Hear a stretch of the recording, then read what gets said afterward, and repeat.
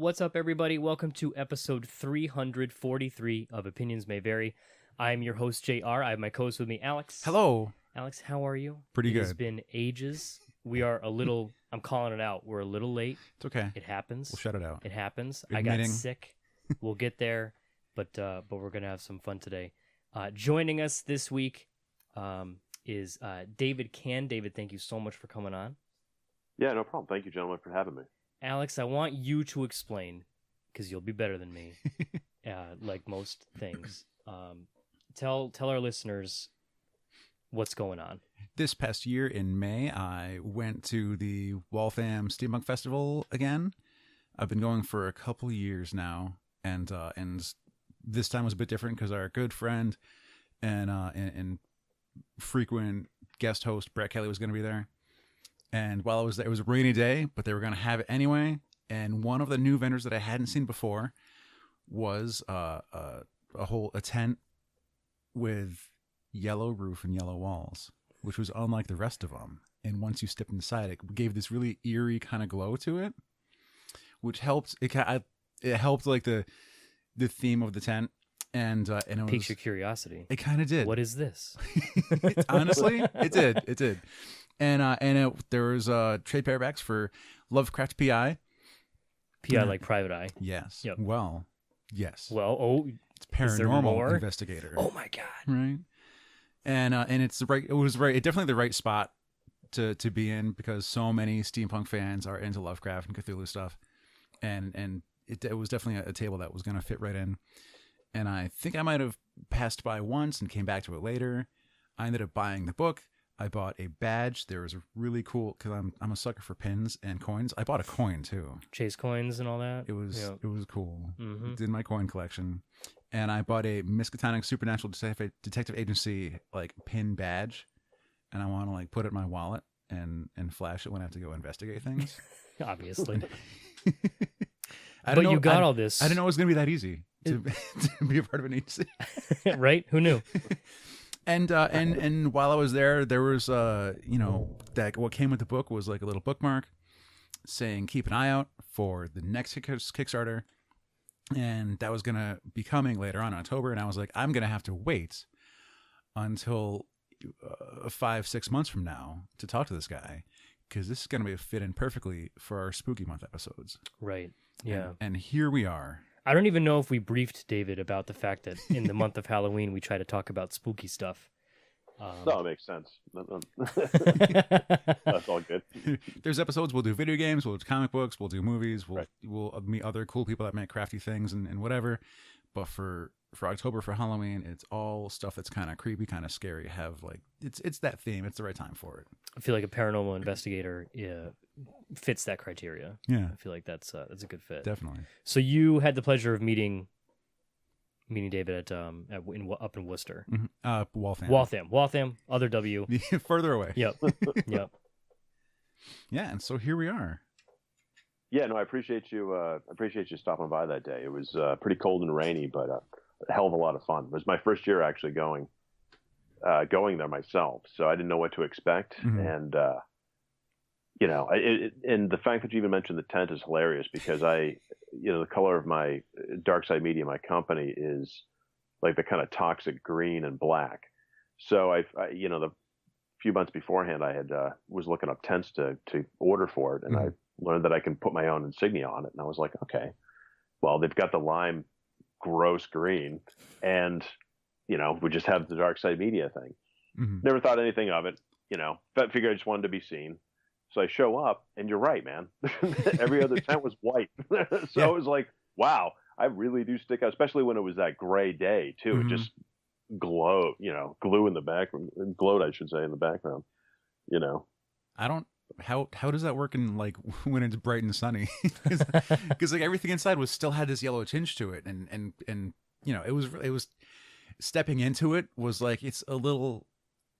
It's weird to say it was a new experience.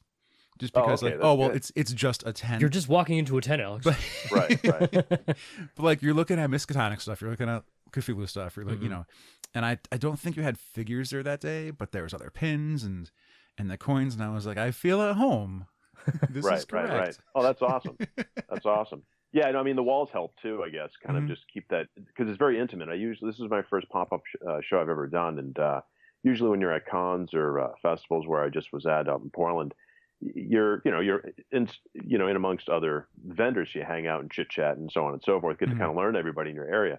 Whereas this was kind of you're very segregated, so the only thing you have is like whoever comes into the tent. So it definitely feels much more of like a it's kind of a sideshow event. Hmm. Hmm. Uh, than anything else, which is interesting on its own right. Especially when the event does have sideshow there, because Yeah, exactly. Exactly. Carnival was there doing their sideshow skates and the staplers and the nails and the hanging things from Your run of the mill sideshow stuff.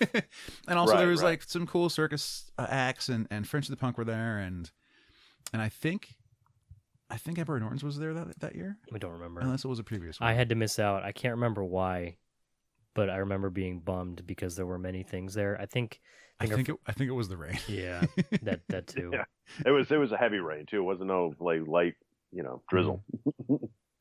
So, but yeah, it was good fun, man. And it was great seeing everybody, and the locations are very interesting too because I didn't know what to expect. So you definitely get a varying, group of people that wander Mhm. by, And because it's free too. That's what's awesome about yeah, it. like the town puts it on, or some kind of town council arranges it so you're on the town green.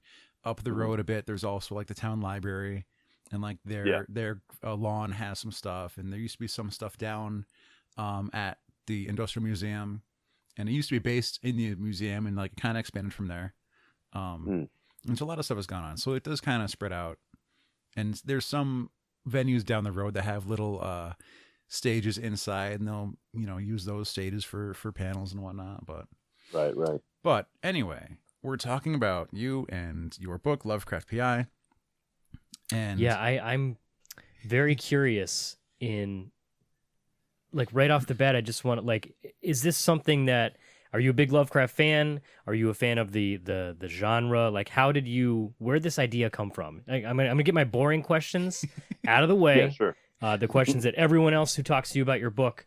But I need to know like just get like the groundwork of how did Lovecraft PI happen? Let's see. Well, just speaking from my own personal experience, the first time I ever had heard anything about Lovecraft at all was in '85 when Reanimator came out, and right around that time I was playing on HBO or something like that, and then I was freshman or sophomore in high school and saw this crazy ass movie, and it was H.P. Lovecraft and all this about him. I'm like, what the hell is this? Mhm. I was like, if this is a story, adapted from somebody's work, because I was an Edgar Allan Poe fan, growing up, and into science fiction and stuff like that. So, when I learned about that, I was like, okay, now I got to find everything that I can about Lovecraft. So I started reading. I read Reanimator, didn't quite understand. I understood it, but it was a lot of that stuff was kind of not in there, and it was in there, and it was just like it was all over the place. Mhm. So then it wasn't until I got to college I started to read more of it, and then over the years it just kind of like would always go in and out of my life. I was working on a show, and my writer, my partner on this book was Fritz Stryker, or I should say is Fritz Stryker, and him and I were talking one day, and we are just talking about ideas and just what hasn't been done, and he mentioned about how Lovecraft had just become into public domain. I'm like, oh. Well, there you go. We both like detective stuff. We both like supernatural stuff. He was a huge Lovecraft fan himself. So we're just like, why not? It seems like it would all kind of mix together perfectly. And we wrote a screenplay first back in 2010. And the screenplay is very different than the book. I mean, mainly at least in the third act, because the first two volumes we wanted to play heavily with both Lovecraft's work and Dashiell Hammett. So we definitely have that kind of intermix through it. And then the third book is much more of a departure from the stories we kind of borrowed from, and then just went, obviously our own way. Mm-hmm. And so trying to, so this took a long time to kind of cultivate and try to turn out to what it is now. But at the time we just wrote it as a screenplay because we just honestly wanted to sell something. That was it. It wasn't, we didn't think of it of what it is now. We didn't think of it of anything more than just, hey, it's a good idea. Let's Nobody's thought of it. We kind of need a new Indiana Jones. We kind of need, you know, to refresh the Bond stuff. You know, that whole, I mean, because I'm from, you know, 70s and 80s kids, so it's like that those archetypes of characters just I don't think exist anymore. Mm-hmm. And unfortunately, we just kind of keep going back and trying to, you know, retread it all, and it's doesn't quite have that magic anymore. Mm-hmm. And it could be any number of reasons. And so for us, it was just one of those things of trying to create something fresh, you know, new, and also, you know, Lovecraft fans have movies, but there's not a lot of them that are out there remotely in the mainstream. You know, I mean, you get Dagon, you've got, you know, Dunwich Horror, you've got Reanimator, you get several Reanimator movies, but they're still pretty, you know, under the radar. And for us, it was one of those things that's bringing like a lot of the cult aspect of these movies that just nobody ever gets to see, as well as kind of mixing it in with, you know, kind of that old school commercial aspect of things, you know, bridging these two worlds. Because, I mean, honestly, man, you know, Lovecraft is a genre, Mm-hmm. you know, Yeah. and there's so much that you can tap into, and people are still discovering new things. I mean, you know, I've been discovering new stuff all along just because of the research I've been doing. So it's a wealth of material that can be used, but it has to be, you know, not has to be, I should say, but the way it's cultivated, I think it's, you know, there's certain ways to make it work and certain ways that it just kind of falls flat. And so the idea is that for, you know, us at our company is trying to, you know, create something old school and mix it in with this, you know, cult of a genre that's existed for 128 years, you know. So, which is pretty awesome if you think about it. It's like the longest running fan base, you know, or at least one. Right. So, and it's like, how has this not been tapped into yet? Mm-hmm. You know? So then after that, anyways, we get turned down, sent it out to some agencies. Nobody ever looked at it. And what was interesting at the same time is James Cameron and Guillermo del Toro were trying to do Mountains of Madness. And, you know, their budget was ballooning up to like 250 million. Mm-hmm. And basically the studio was like, we're not going to spend that much money on a horror movie, which is crazy to think with you got these two guys and they couldn't get that going. And they were going to do, you know, I guess a faithful adaptation. And you know, the way I see it, I'm sorry, I was just going to say the way I see it is like they're kind of telling the wrong story. It's like I'd rather put our character into that story. Uh-huh. You know what I mean? And utilize what HP had done, but just build upon what he had done. Because Mm-hmm. I think what's great about HP's work is he gives you so many abstract, you know, ideas, tangents, things to think about. You know, some of it ends kind of the same, some of it varies, but the idea that he just puts these little seeds out there and you can just pull from it what you need and Mm-hmm. be able to expand on his original ideas, I think is, to me, the most fun aspect of it. Right. You know? So, because I mean, you could take one sentence of his work and just go, crap, I can make a whole episode of this. I can write a whole book about that, Mm-hmm. you know, just, you know, and not every author you can do that with, you know, and I think that's what's kind of keen with him. Just a couple episodes, we had our friend Jared on. Jared Skolnick has made a bunch of short film things, and he's really into film. And he's our film guy. He's one of our film guys. He's one of two. And the other ones they're good friends anyway. And he had just briefly mentioned Mountains of Madness as well. So that's twice within 3 weeks about that movie. Interesting. That movie has come up. Yeah. I mean, and and obviously, you know, that's the thing with Lovecraft is it's tough to take a chance on him because, you know, there's different ways you can treat the material, but it's like, what's the, you know, way that gets, you know, I guess with the way the studios look at it, it's like, what's the way to get you the most buck? Whereas, you know, a lot of the Lovecraft, you know, oh crap, I just forgot his name. The director of Reanimator. You know, all those guys, all those movies that they made are all very cult based and oriented. And at the time, they did great.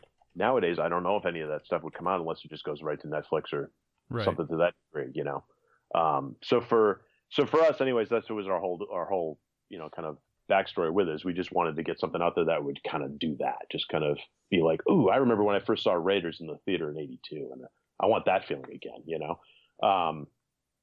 And then nothing happened. So a couple of years goes by and I decide, well, since everybody's reading comic books now and turning those into movies, why don't we just make this into a comic book and see what happens, you know? And so that's kind of where we're at right now. Shopping this thing around and seeing, what type of interest we can, cultivate from that. And that's, it kind of takes a little bit of the mystique out of it, because you're actually getting some images now with it, as opposed to just trying to read it on a page. But I figure we did that. That was I can't think of his name now. When 30 Days of Night was coming out as a comic book, right? And that got picked up, and that was made into a movie, and people were freaking out, and movie studios were all like, "We need more comic book movies." And right. And the creator of Steve Niles, yes, and he was like, "I pitched this to you 3 times." Like, I have pitched 30 Days of Night like at least 20 times to producers, and right. and they shrug and go, "What else you got?" And then he's like, right. A Frankenstein who's a part werewolf," and they go, "What else you got?" And it's just like, right. and then he makes a best-selling comic book, and then they're throwing money at him to try and make movies. Well, exactly.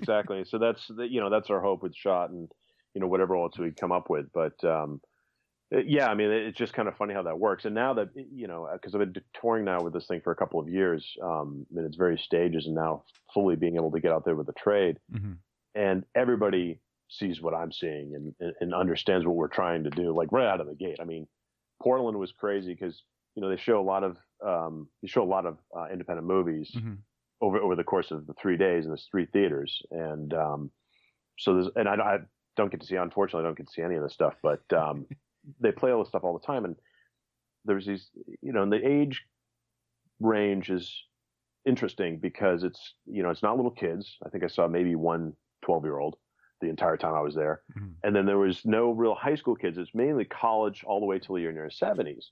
So it's just an amazing swatch of people that I feel are neglected in film. But what was interesting is these 2 teenage girls had walked out of the movie and were going to another theater, and they walked by my table and they tapped on the poster of issue 2, which is purple and it's beautiful, and Lovecraft's in there, and so on and so forth. And they go, "I want to see this as a movie." It's like, man, that is so cool. It's like, and they got it. It's like just the image alone that Paul Shipper, our cover artist, did. We wanted to go for that kind of Drew Struzan 80s feel of those old movies. Yeah. And when I found Paul, that was, it was a penny from heaven, man. I mean, to get him on board to do it, and then just to knock it out of the park, and to have somebody, relay that back to me years later going, yeah, I want to see that as a movie. That's cool. It's nice to get that feeling every once in a while. I pull up his page when I was doing a little research, and you're correct. His posters look fantastic. Yes, and absolutely. they're classic. They're how they're. Jared just found one. I'm flipping through the trade like as we speak. And they all look like as they should have when the movies came out. Right. I just spotted his Day of the Dead one with Bub on. It's just. Oh, that's great. Yeah. And I'm like, that should have been the poster for the movie. Right. But like I can't tell which ones came out when the movie came out, or which ones are just some other collector's edition like the Bucker Banzai, and I'm like, I want to own this more than I had before. Yeah, no, definitely. I own a few myself, and he does a lot of stuff with Shout Factory, and he does a lot of. Actually, I think he's got a new cover coming out in the next couple of days. But yeah, I mean, and I did. I mean, it took me months to find him. I mean, it wasn't easy. There's a couple of websites that I tool around on to hunt down for artists and stuff, and it just wasn't working. And ultimately, when Fritz and I were sitting down to kind of lay out what we were going to do with the comic, our whole goal was to, we wanted the old school movie style poster, but we also want to utilize it so that it's the movie poster. So there's no, and that's just the way I see it from here on out. I mean, if this ever gets made into anything, I mean, I've said to Paul, and I hope people would adhere to this, that he's the guy. We can use whatever image you want off of what actor, whoever it's going to be, but he's making the poster, because it's just, to me, it's that nice bridge that works, and it's just like, and it captures, especially, with the first issue and what the cover is at the trade, you look at that and go, oh, I'm going to get this private detective, I'm going to get this top dame, and I'm going to get this creature, God knows what the hell that thing is. Right. I mean, you get it, the Holy Trinity right there, so I think that's also, a very well designed poster, which Fritz had initially had sketched out, and then Paul elaborated on that with the reference and stuff we sent him. And there's so many posters and ads that come out, and they just look like intern Photoshop jobs. Oh yeah, definitely. And these look like paintings. Whatever his process is, like I'm not seeing, like, oh, he just grabbed images and photoshopped them together, and you could see the layers, and it's Harry Potter in front of the other two. It's like no, right. those right. Even if they were a first, he manipulated them and was able to paint over them somehow. They look like they belong. They don't look awkward. The lighting is correct. It looks good. Oh yeah, good definitely, find. Definitely. Well, I mean, the guys from Star Wars hired him, so I mean, and Marvel. So I mean, it's like, when you have to obviously meet some level to get to that point where you're definitely not just photoshopping, But was anyway. there a lot of noir influence? Because like we're sticking a lot to Lovecraft and whatnot, but like to go with we're gonna do this detective and from this agency, and he's almost like your typical classic like Dick. He's Private Dick. Yeah, he's kind of grumpy. He's got some one-liners. The trench coat. He's got the coat. When he turns in for the night, he's gonna crack out his bottle and have some drinks. And well, as you well know, he does travel mainly with booze as opposed to clothes and and shot in the dark. He had a bag with like at least 3 bottles of bourbon in it. Oh yeah, definitely. So, yeah, I mean, Ward is. It's funny because people ask me all the time. They go, "Oh, this is HP," and they kind of ho hum a little bit. And I'm like, no, it's not HP. I said this is our character Ward Lovecraft, who, is basically the doppelganger, the polar opposite of what HP was. I mean, he has a lot of the same attributes of growing up, except that his life, as far as I'm concerned, has gone into a different direction. And with HP, he wanted, he wrote up all of the stuff he dreamed about doing, whether it was military, whether it's going into Arabian desert, whether it was doing all these fantastical things that he would write about. Mm-hmm.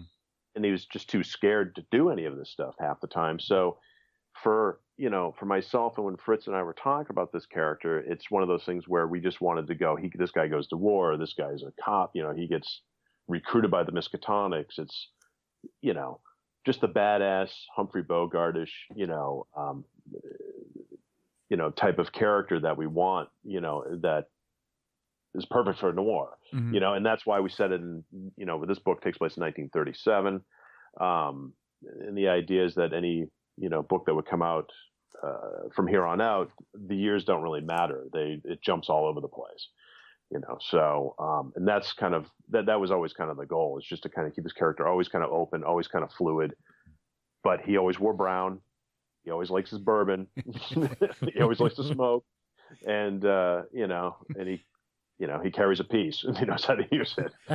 In most panels, you don't see his eyes. Exactly. Yeah. Exactly. One of the I'm gonna skip ahead real brief. We can come back to it later, or we could keep talking about it. But one of the things I had asked when I first pitched, like doing an episode, because it was about a month ago, maybe, to try and get a jump on it and talk about it, was the next book, because when I bought this one, there came with a bookmark saying pay attention for October, we're gonna do the next Kickstarter, and so I was like, oh, so what's, is it going to be volume 2 or is episode whatever? And you go, what's the next case file? And it was one of those like head slap moments for me. I'm like, obviously. Of course, a case file, they're by case file. And it's, I don't know. I want to say like it's going to show what creators think about the entire world, Right. And what they're going to call it and how they're going to stage it. And then I guess that could lend to the process of making the rest of the thing. But it's when JR showed me Spider-Man on the PS4, the new one came out, and the difficulty levels, they could be easy, normal, hard, but they marked them as friendly, amazing, and spectacular. That's great. and it's like it's stuff like that. Like they really get the world. I would never think about that. The world is involved in the creation of the game now. So it's like when you're like it's a case file, and I'm like, that's really fitting. I dig it.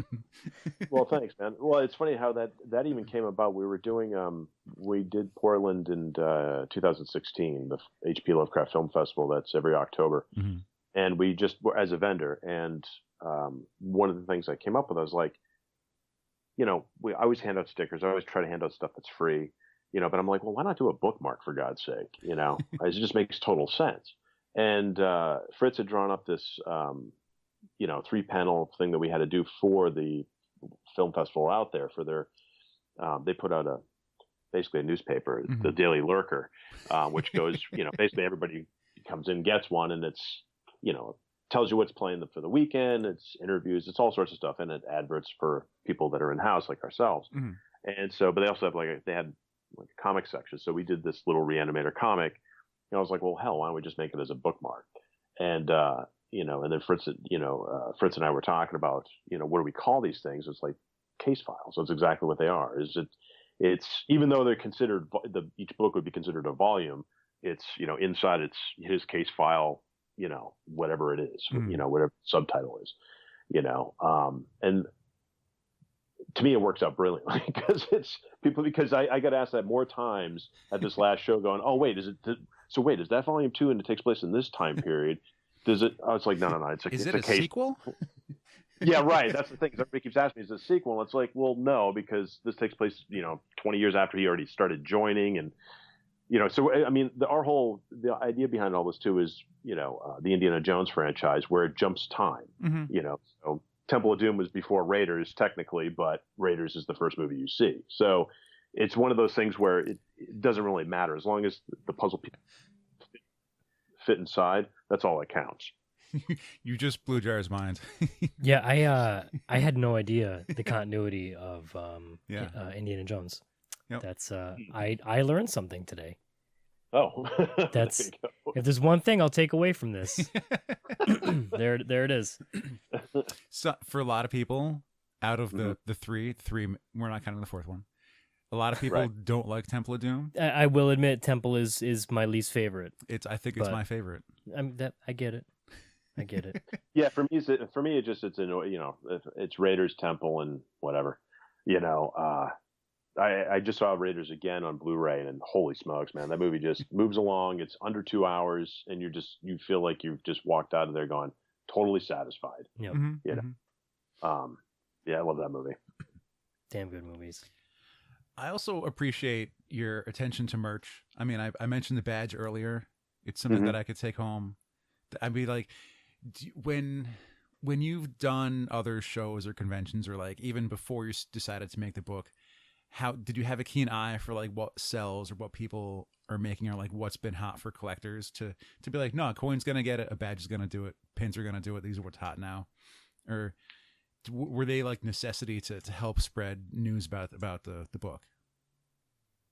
Well, I mean, I started going to cons in the early 90s and had just going because they were fun when I was, living in Pittsburgh and then LA.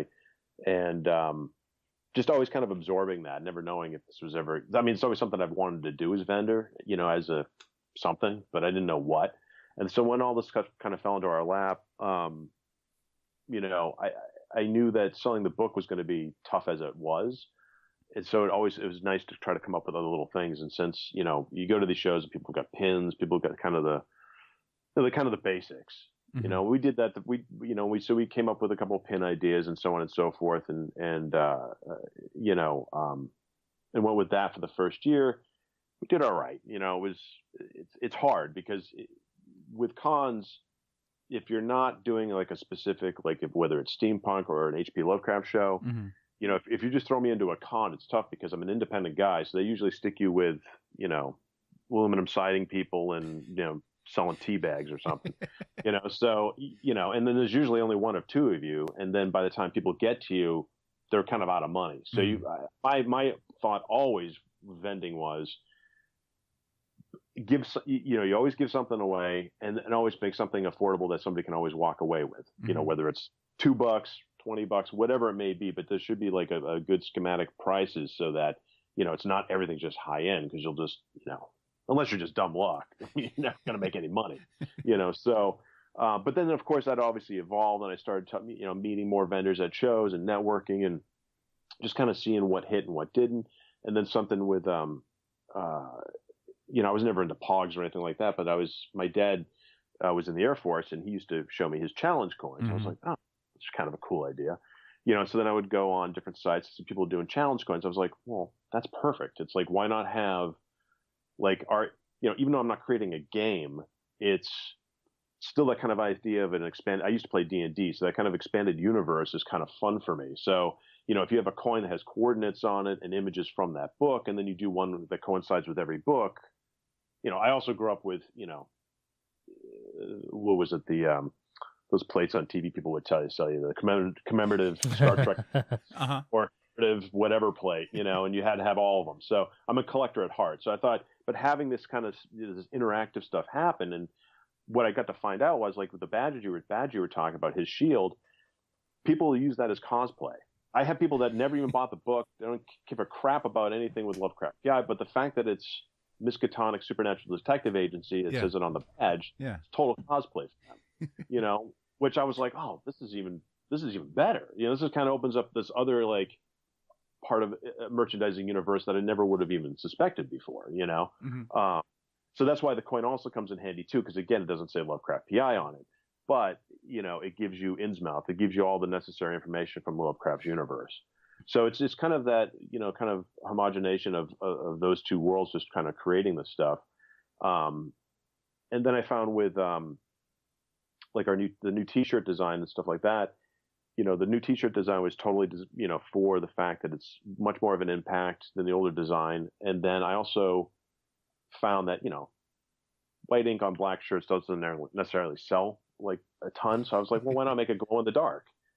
So I was like, it doesn't cost me much more, and the idea, is it's now you got a glow in the dark shirt, and I think that's kind of cool. So I don't know if anybody else will, but I do sell them, and so then I went one step further, and I was like, actually at the Watch City show, Alex, people kept asking me for bags because it was pouring rain, so. Right. I kept giving out plastic bags. I was like, well, this is stupid. It's the environment. I don't, it's plastic. It doesn't even help me sell my stuff anymore. I was like, so I looked into doing totes. So I have a show coming up on the 27th, and I just did a show in Portland and sold totes. People love them, man. Same logo design, glow in the dark, black tote. You take them to the grocery store. You take them anywhere you want. So for me, it's also, doing the consumer thing where it's something that you can use. It's not just something you either hang on the wall or put in a drawer. It's something you can use in everyday life. Helps me get the word out, and it's not offensive. So, but, somehow, early this year, like a few months ago, I saw a guy walking down the plaza. I was leaving my post office, and he had a bag that I have, which stunned me because I got mine at Steampunk World's Fair. The Edgar Allan Poe Museum was there, and I bought a gray like tote bag with a bunch of Poe's face on it. It's my Poe Cadet bag. Thank you. See, I always went for Edgar Allan Tote, but I liked. That's a good one too. So I saw this dude with this bag, and I stopped him. He was very nervous, like, what's happening? And I was like, I've got the same bag. Where'd you get yours from? I got mine from here. Did you go there? And he's like, my friend's got it for me. Can I leave? And I'm like, I like your bag. That's funny. That's funny. Well, and here's another one for you too. And this is kind of why I like the tote idea. Is we did New York Comic Con back in 2013, and I don't know, it was kind of a half-baked idea that we were thinking of. It was our first Kickstarter thing, and we had barely even started the first issue, and we were going through, I think Fritz was drawing some stuff at the time, and we're trying to get it out there and trying to raise money for it. And so we're like, oh, let's just go to New York Comic Con. So we rented a vendor to the table, which was insanely overpriced. And they shoved us obviously in the corner. We sold a bunch of T-shirts and sold a bunch of stuff. Obviously no books, but we at least sold a bunch of T-shirts. Mm-hmm. So this friend of mine who lives in New York, who comes, and visits me every once in a while, he's jogging through Central Park one day. And this is like a year and a half later. And he goes, he knows me. He's like, guess what, Dave? jogging in Central Park. This woman jogs by me with a Lovecraft PI T-shirt. I was like, you got to be kidding me, man. I mean, I think we only sold, maybe sold 25 of those things. I mean, it's still a lot of them. So the fact we sold very little, but the fact that he happened to see a woman in Central Park, jog, I was like, okay, this is perfect. Mm-hmm. So we just have to keep doing that. It's just, and that's why I love going to shows and vending them, myself, with other, and hopefully potentially other people will help them down the road. But just getting out there and just talking to the fans and learning what they like, as well as, building the universe, kind of exponentially, but not, killing myself with making too much merchandise and making everything, kind of interlock as opposed mm-hmm. to just being a tchotchke to buy. Right. Yeah. So. Or it's like when some comic book companies will be like, hey, Red Sonja is doing well. Let's make another Red Sonja book. And now suddenly you've got 6 Red Sonjas every single month, and then no one wants to buy them anymore. It's like, exactly. You could make just one and have it run for 160 issues. You've got your 12 years of content now. Yeah, exactly. Well, I'm reading some of the Savage Sword of Conan and like the old stuff. Mm-hmm. I mean, that went on forever. Yeah. They got volumes of that. I think it's like 30 volumes, So, but I mean, that's what I really love about Lovecraft PI too, because I think what we've kind of created here is this kind of ever expanding universe that, there's a million things I could do, mm-hmm. and situations I could put, Ward into and explore and so on and so forth. And with each book expanding the universe just a little bit and giving all these little tidbits in there. So there's even more to chew on mm-hmm. than just a straight, detective story, right. So sometimes it's nice kind of throwing those little, little adages. With Lovecraft PI, I believe we've mentioned that it came via a Kickstarter. The Lovecraft PI was funded. The graphics 123%. And looking at it, looks like this was the second attempt. The initial attempt at getting Lovecraft PI looks like it was the funding wasn't quite there yet, but you guys came back, got over 100% funded, which is always a beautiful thing. Mm-hmm. What did you guys learn going from the first attempt up to the successful attempt? Like, what did you guys do anything differently? Ooh. What was the process there? Yeah, the process was, and this is what I was saying, I think before the show started. The thing I've learned about Kickstarter is to have your product virtually, I know a lot of it's because you need a lot of seed money to get going, but man, it makes a huge effort when you have it virtually done. Right. And so for us, we didn't have squat the first time around. I mean, we're basically just going out there cold and going, okay. And then it just didn't work. It just failed because of that. We just didn't have anything, So for another year I just saved up and I was like, all right, you know what? We'll just hire, who we can. Excuse me. We'll put out our first issue. And then the idea is to run the campaign with the first issue done and raise enough money to try to do the next 2 issues, which, the 12,000 was very nice. It was very helpful, but each of these books, cost me quite a bit of money. They're not cheap to make. Mm. And, because you're dealing just with, labor alone, forgetting the printing. I mean, forget any of it before you even try to sell it. Just to get anything on paper, it costs you quite a bit of money. Mm-hmm. So, and with the first book, it took us, I think, 4 attempts. I mean, we went through 4 different artists and it was just, kind of a nightmare. So it took us a long time to get that first book done. And finally, when I did, I was just like, okay, now let's do Kickstarter because we've got at least this albatross completed. The other 2 books, we've learned so much in the 3 years or whatever it took us to get that one book done. Then, not to say it didn't take a long time to get the next 2, but the idea was that, the learning curve was a lot shorter, so, but then again, too, there's some things that happened, once the second Kickstarter happened, we got funded for that. And there's actually a few rewards I'm still owning people right now. Some of it was just kind of out of my control. So I do try to catch up on that stuff. And that's why, again, moving forward with a new Kickstarter is having the book, virtually finished and then the next thing ready to go and it be a PDF or be, something that's just not going to, crucify you in the long run. Because the other thing too that changed for us was postage, and people forget about that. Oh, and then, yeah. like 2 or 3 years down the road when you're starting to send this stuff out, postage over here goes up, postage overseas goes up. Mm-hmm. So that eats into a lot of your profit. So that's why it's, the next one's is very calculated. And also I'm not going to try to raise 10 grand. Because I find it's a lot easier to raise a less amount of money. And once you reach that early, to keep that wave going, as opposed to sitting there grinding away for 30 days trying to raise, 10 grand, which was not easy. I mean, it was very, very difficult to sit there and grind away every day doing that. And hit refresh like every 2 minutes. Oh yeah. Ooh, we get $20. Yes, we get $5, and I'm not a social media guy. I don't like it. I don't like being on it. I promote stuff on our company sites just, because I'm the only guy doing it. And that's fine. But it's so, that on top of trying to keep creating images, keep creating what we're going to do and try to get the enticement of that. It's just like, ugh, forget about that. I'd rather go for a lower amount and then I have a set thing of what I want to do. So you're not grinding away for 30 days. For what it's worth, I will say, just looking at the original, or not the original, excuse me, the one that was funded, you seem very transparent. There are a lot of updates.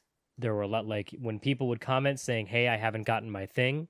You pretty much, like, from what I can see, you've replied to almost everyone saying, "Hey, make sure, like, give me your mailing address. It's on the way." Blah blah blah. Like, it's the transparency is there, because I've been a part of a couple Kickstarters myself where it's like maybe a year or two later, last update was 6 months ago. Mm-hmm.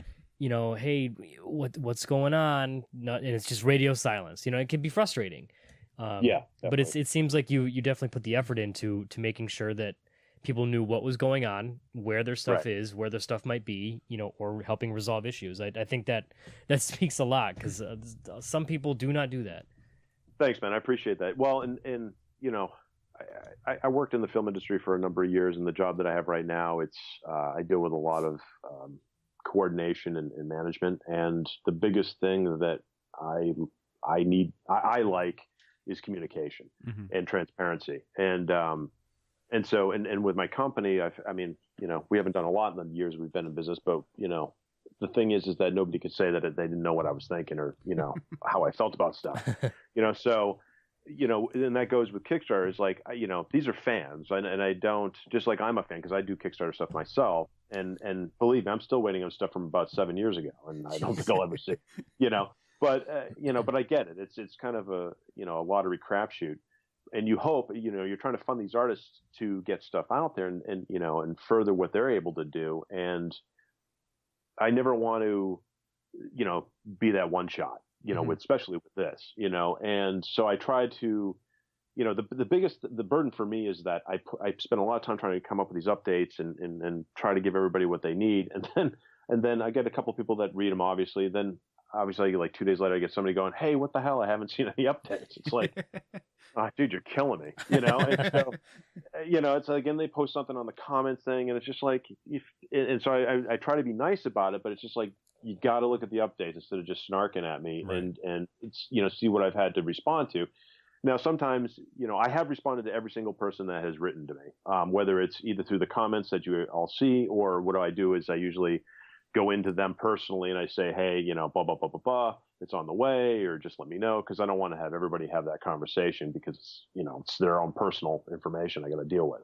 But, yeah, and then the other thing that gets me too is that I've sent a bunch of stuff out, especially stuff overseas, and it comes back, and I'm like, oh, come on. So now I'm out $22 or whatever it cost me for that fee, and I can't get a hold of the person anymore. So I've got, I don't know, I've probably got about a half a dozen packages that are still, they're just sitting on my floor waiting for these people to wander back up, because I've sent emails, I've sent messages, and it's just like, I don't know where it goes. They just vanish. Yeah, exactly. One of the things I do like about Kickstarter is that when someone hosts their own, you can click on their name and then you can see how many they have backed. Yes. Which you're pretty damn close to 50. And I don't know if I've cracked 20 yet. Yeah. But like, it's like you're saying, it's like, if you know how you want to be treated, it's an easier way for you to treat other people. Oh, definitely. And then, because I scanned, I was like, what? he's got like 40 some. I was like, what is he like to? What is he into? And I saw a couple Let me games. lurk this. I saw totally lurking, and I saw a couple comics, and then I was like, I didn't know Dan Brereton puts out this much stuff. Oh yeah. Oh man, Dan, my boy. Yeah, he's I've been a fan of him since the early '90s when he put out Nocturnal. I still have the original issues I got, and he was just one of those guys that inspired that crap out of me back in the day. Because I was a movie guy. I was a filmmaker for a long time, directed, produced, but never even thought about making comic books. And then once Fritz and I started talking about making Lovecraft into one, I was like, well, crap, I'm just going to do that with my scripts that I like, because I'd rather do that and be able to enjoy my scripts as a comic form and try to still get those made, as opposed to sitting them on a shelf where they just collect dust, like anything else. So that's why Berserker's our second title. We have that, and that's out there now. Well, kind of. We sell through our website. But the thing with Brereton is that, man, that cat, he does everything, on his own, and with a small group, and he just is. I've been following his Kickstarter stuff for years, and I've gotten, I think I've gotten everything that he's put out. And he just knows how to do it. I mean, he's been fine tuning what he does for Kickstarter for a long time, and he's so good at it, and he's good obviously at what he does as an illustrator. So I definitely take, and that's the thing too, is, if you want to get on Kickstarter, definitely research it, man. Find like the guys like him, that have been doing this consistently.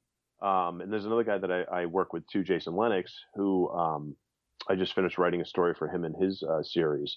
And we put a book out on Kickstarter, and it funded, and he never asks for a lot. He only asks for like $1,000 or $2, maybe 1,500, and he makes it and then some. But for him, it's just enough to cover his costs and get the book out there. And for artists, I think it's an awesome place to do that, to add that, as an extra, way to get to your fans.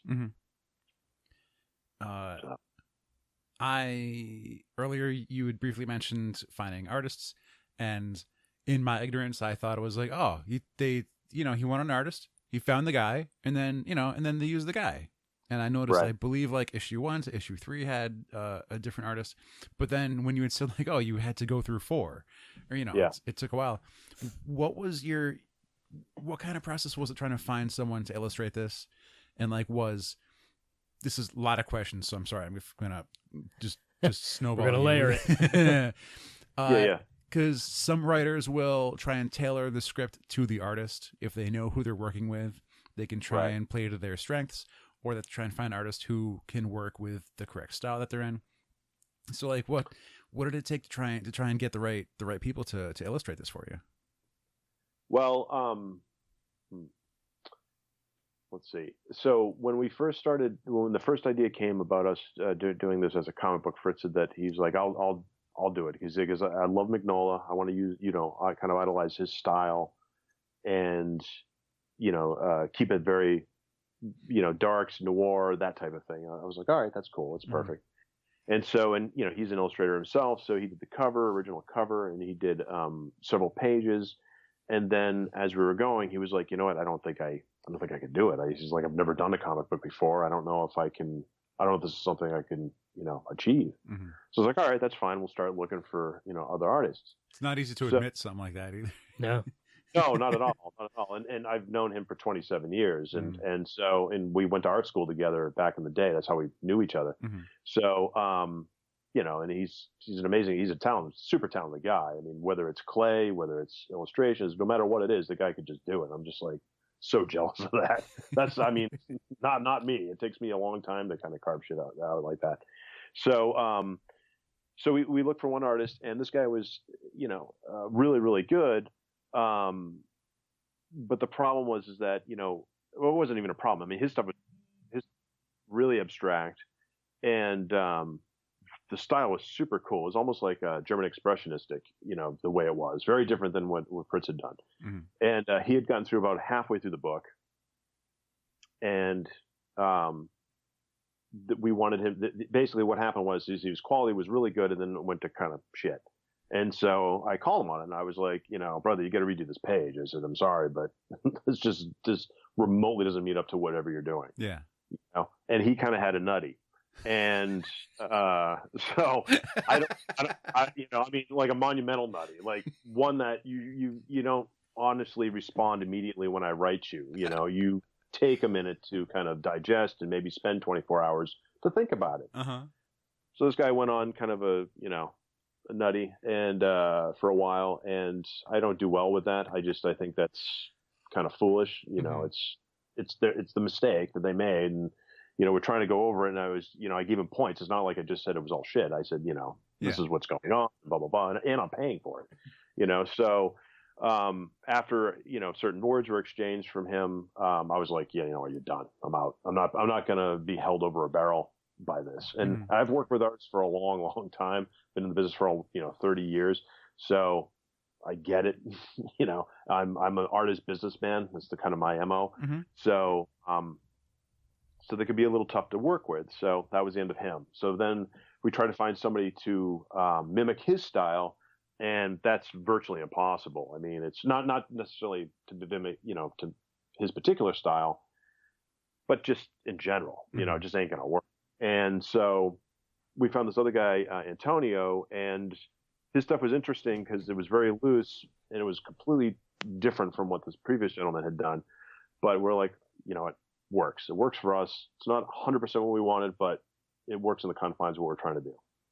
So he got through 2 issues, but the problem was that it just, things started dragging out time wise. Mm-hmm. Like the book was supposed to be done within 6 months. It was taking 9 months. It was just like, Lord, it's like, we can't keep dragging this stuff out. Mm-hmm. And there was no reason to be. I mean, there was definitely some stuff on our end that may have been taking a little bit longer, but we'd always make up for it. And then it just wasn't a happy medium.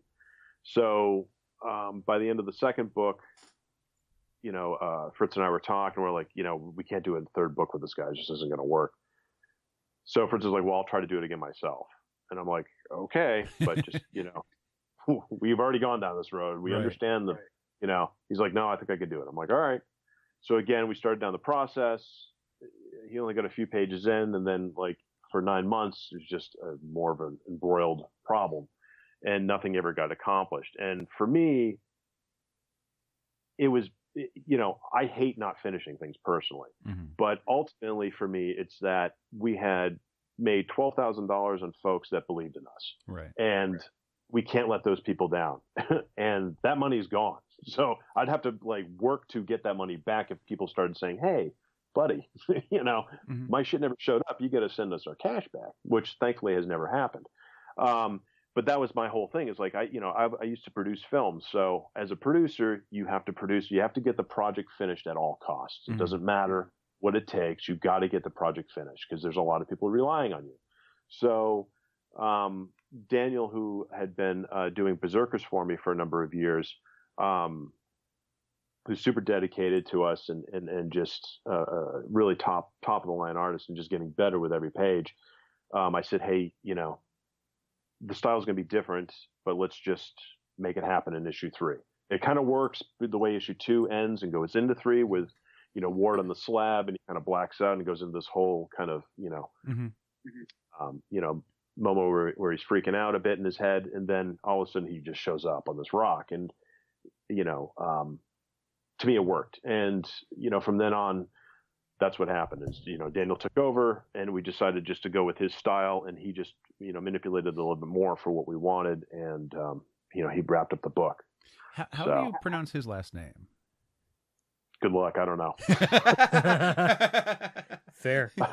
I've never tried to say it out loud. I talked to him through because he lives in Argentina. So I mean, we do speak to each other on the phone, or through apps or whatever. But I've never tried to say his name out loud. I don't want to embarrass myself. I think it's like Sigliula is something to that That's degree. About what I got. Yeah. I will say, it's almost like the first guy is missing out because that third issue, the action really picks up. There's a lot of kinetic energy. There's a lot of like things going on. There's times where, because we go to a lot of conventions, we get sketches, we talk to artists, we have them sign our books, we hear them say, thanks, for buying this. This was fun to draw. And we go, how? what made my Gambit headshot fun? Like, how do I make it fun for other artists to pick the right character and whatnot? Right. And it's like, well, is a fun drawing Ward, like, investigating, going from office to office and talking to people and leaving room for word bubbles, compared to like you got to have him throw a holy hand grenade at a pile of deep ones and have them explode and turn to skeletons. Right. Right. Well, I mean, and Daniel, God bless him, he like I said, he works on our other series, Berserkers, and that's an 8-issue series. And right now he's on, well, not right now, but he's going to wrap up with start working on issue 7. Mm-hmm. That all has to deal with, a virus outbreak and a lot of crowds. And he's been wanting to kill me because he's like, Dave, I can't keep just drawing all these crowds. He's like, it's like, he goes, I got to come up with all these different people. And it's like, and they all look, they're falling apart. These people have like problem cysts on them and all sorts of stuff. Uh-huh. So, so then when I told him about, I said, well, you're going to do issue 3 for Lovecraft. He's like, oh, thank God. He goes, there's no crowds in it, is there? And I said, well, there's a couple little crowds and not too bad, So, but the thing with Daniel is that there's a bunch of crates. There's a lot of crates, yeah. But the thing with Daniel is what I love about him is, as an artist, and also as my, right-hand man at this point, with translating what I send him, is he just knows how to, take whatever I say, his English is not that great. And when I send him, a script, first off, he curses my name because it's very, it's a lot of writing. Mm-hmm. So it's a lot of description, and he's trying to decipher it in his own head what he thinks it might be. Mm-hmm. But then what he's able to, and he never really asked me any direction, and he just kind of goes with it and sends me these sketches, and it's just like, wow, how the hell are you able to translate what I'm writing into this, and it works? And he has such a cinematic eye that, unlike anybody I've ever met as an artist, at least that I've worked with, that he just nails it right out of the gate. I mean, that's why I think issue 3 just really sings. I mean, we definitely add a lot of, it's basically a double issue because I couldn't crunch the script anymore. Mm-hmm. But then I was like, the problem with the first 2 issues that there was just so much writing and not enough to let the art breathe, that with the 3rd issue, I was like, you know what, screw it. We're just going to go ahead and extend that issue a little bit more and just have it breathe a little bit better. Mm-hmm. And I think it works because with Daniel's, art next with, with the text on it, it doesn't feel like it's competing with each other, and it feels like a whole new wave, so to speak, mm-hmm. that we took on. So, on this note, let's make sure everyone knows where to find you, where to find your work, where to find the issues, and how to get to them, and how to keep an eye out for any future products. Yeah, definitely. Where should they pay attention to? Yeah, so our website is lovecraftpi.com, and all our issues, volume 1, I should say, is up there now. We sell a PDF and the trade, and also darksidemedia.us, where we have both Berserkers that we're selling, issues 1 through 5 right now, as well as all of Lovecraft and other merchandise. And then we're on Twitter under Lovecraft and Darkside, as well as Facebook and Instagram. So, and on the 27th of October, I actually will be at the Jewelry City Steampunk Festival in Attleboro, Mass. I think we have some friends going to that. I'm pretty sure. Yeah, I'll be in my pop-up again with my funky tent. So it'll be a little colder than last time. I'm sure. But the leaves will be nice. It's It's like October New England. It's the best. Exactly. It's fall. Where are we at on time? How are we doing? We have about a minute. If we're doing a hard hour. But I think if you got a question, I think we can go a couple minutes over. I wanted to ask about finding like what elements of Lovecraft items to pepper into the stories. There was references to Dagon. The deep ones are there. Miskatonic University's there. So it's like, do you have like a layout or a checklist, or is it all in your head, or is it like how do you know what elements to put into the stories and like where you would want to put them? Do you have stuff that you want to reserve and save for future stories? Oof, man, that's a big question. Um, no, it's funny that you say that because the more I spend time, delving into HP's world, not only in his writings but also his letters as well as his personal life. Actually, I just got a new book. I'll just read it to you. I got this new book from the H.P. Lovecraft Historical Society called The Spirit of Revision, which is all his letters that were just found back a few years ago in a cookie jar at this woman's house. And so these guys were able to get them and get the rights and put this book out, which I'm excited to read. And for me, there's Josie has a couple of books that he's put out about his Lovecraft's personal life, which are about 500 pages apiece.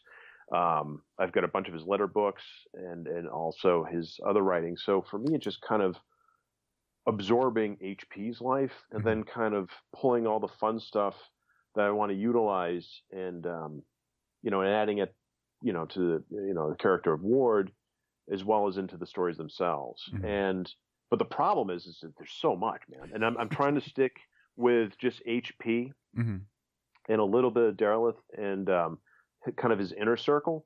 I don't really want to expand up beyond any of those guys because then I got to deal with rights and all that stuff. But to me, pulling like little nuggets in and feeding that to the fans is like the best part.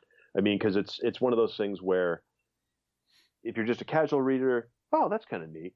Yeah. But if you're a fan, you're like, oh, wow, okay, well, wait, where does this fit in?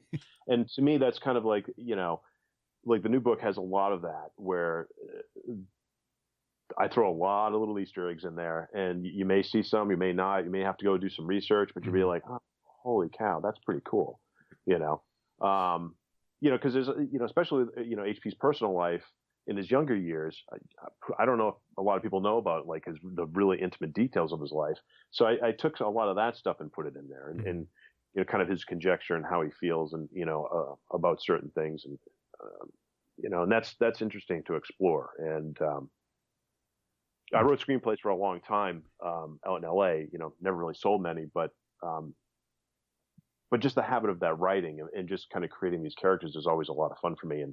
And I was a prop guy out there for a long time as well. So you basically have to help this character kind of create itself when you're working with them on the screen. So whoever the actor is, you bring to them a presentation of props and they pick and choose like what they feel is right for their character, or they request something and so on and so forth. So for me, like the holy hand grenade that you mentioned, all that, like that alone originally was just kind of a blob on paper. And then I was just like, oh man, we've got to actually create what it is. So I actually spent a lot of time researching like what could be used in there, what can set it off, how would it work.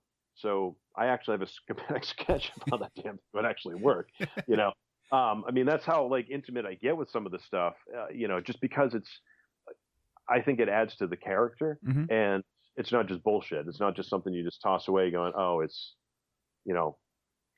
handgun number 65 I just used. It's like, no, it's a cool little gadget. There's one of the early Hellboy DVDs. There's like an extra features screen where it's one of the Bignola's just drawings of Hellboy, but like you can kind of like cursor around and select different items of his outfit, and it says like what it is and kind of like what its brief history is. So it's awesome. He'll have a charm hanging from his belt, and it grants him protection from this and this, and he got that in Russia or whatever. And like there's a tiny crucifix hanging off the Samaritan gun, and like that's because of this. And it's like that's really important. I want to know all that. Right. Well, that's funny. It's funny you mentioned that because on the badge you notice that we have the symbol for the Eye of Providence, and the Eye of Ra. So, and I'm big into Egyptian, history and all that type of stuff. And so it's one of those things that we specifically chose to have that put on the Miskatonic badge. And that will be obviously mentioned at some point down the road, in another volume. But it's like that little, even just that little tiny detail. It's like, well, wait a minute, what does that mean? It's like, that's why we have on the Free Mystic pin that we sell. It's that same little design. It's the Free Mystics. It's what we call them. It's a secret organization. You know, and the Miskatonics, you know, is the organization he works for. So it's like, and I'm still expanding and exploring all the stuff myself. So it's just, but it's fun having that base plate that HP had given you, you know, and I think that's one of the things that I really adore about him as you know, as a writer, is that he was always very giving of his work to other people, you know, whether he ghostwrit other people's stuff like Houdini, or where he would just, you know, let Derelith or any of the other guys just go off with the Cthulhu mythos, you know, and he was always happy about that. He was like, hey, this is what this is here for. It's for everybody to expand on this stuff. And I think that's what's kind of fun about it, is you definitely build upon what he's, you know, laid this a perfect foundation for. You'd be the right guy to ask. Do you know if anyone's published any of the letters between Lovecraft and Robert Howard? That I don't know offhand. Okay. I don't. I'm a big Howard fan. I got a lot of Conan. We did a whole Conan episode months ago when Marvel bought the rights back from Dark Horse, and so it's like it was a thing that Robert Howard and Lovecraft were pen pals way back in the day. Oh yeah, definitely. And I was like, I wonder if, and I think someone asked me, and I don't have the answer. I don't know if they've ever collected their letters to each other, but I thought you might know. I don't offhand, but you know, you could probably ask the HP Historical Society. They may know. You know, ask them on Facebook. But I know that, you know, because I have Barlow's book, which is the letters that him and HP wrote back and forth together, or I should say HP wrote to him. You never see Barlow's letters, but you see his letters to Barlow. And I don't know if you know who Barlow was, but he was this young kid who became friends with HP, and he lived in Florida. And HP never knew how really old he was until years later. And this guy, you know, was asking, he's like, hey, can I read your manuscripts? And he was like, yeah, sure, whatever. And he sent them to this kid, and they were all beat to hell. And so what this kid did is it was because of this kid that we actually have a lot of HP's work still around, because he transcribed it and typed it all out, because it was all sent to him, obviously in longhand. So he would type it all out and send it back to him with edits and so on and so forth. And so this correspondence went on for years. And they did visit each other from time to time, but he did mention about Howard, and how, you know, with Howard and all his little close-knit, and Smith and all those guys, he would send his manuscript around, and he told Barlow, he's like, because he kept asking about Reanimator, and he's like, yeah, well, he goes, I think Howard's got it at this point. He goes, I'm waiting to get it back. He goes, but the condition is probably just, you know, atrocious, you know, because it's not like now where you send an email out, you know, as a chain or whatever. Back then you send the actual original manuscript. And I couldn't imagine what the condition was when they come back after a year of circulating amongst your friends, you know, if you ever get it back, you know, that's the other thing too. But yeah, there's a couple of books that I've read that bring up Howard and his relationship with HP, which is interesting, and I'm sure I'll find more as I go, because one of the things I like to try to do is always put in, you know, real characters other than just, you know, the character that we created. It's just, I always like to bring in other, you know, characters that did actually exist. And Howard would be an awesome one to kind of just filter in there at one point, you know, in one of the stories, even if he's just a name, or, you know, wanders through, because I'd have to figure out how much I can get away with. It's just Two Gun Bob. It's easy. There he is. Yeah, there you go. You know, that's old Two Gun Bob again. Yeah. So, you know, but that's one of the things that's fun with this too, is that you can interplay those guys, that, you know, his little sacred circle, you know, because they were pretty close as friends. Okay, I'm done now. Are you done killing us? David, I got to say thank you so much for coming on. This was a lot of fun. Hopefully someday I'll be able to see the yellow tent in person. But until then, I'm just gonna continue reading through Alex's copy of Lovecraft PI, because it's a really fun book. Thanks again for coming on. Hopefully, when the next Kickstarter drops, or the next book drops, hopefully it's as wildly successful as the previous. I'm glad to see that people seem to be taking interest in cool work. Thanks, man. I appreciate that. But again, thank you so much for coming on. This is a lot of fun. Yeah, thank you guys for having me, and it was a hell of a good time. I'm glad to talk about the book and how we got here. Absolutely. So thank you. Absolutely. For our listeners, make sure you go back to the social medias, follow those, and keep track, get your updates for when that next Kickstarter is going to start, when the next product comes out. Or when you can meet him in person. That too. Who knows? But yeah, I think that's going to do it for this week. So until next time, I have been JR. I'm Alex. And this is Dave W. And this has been episode 343 of Opinions May Vary.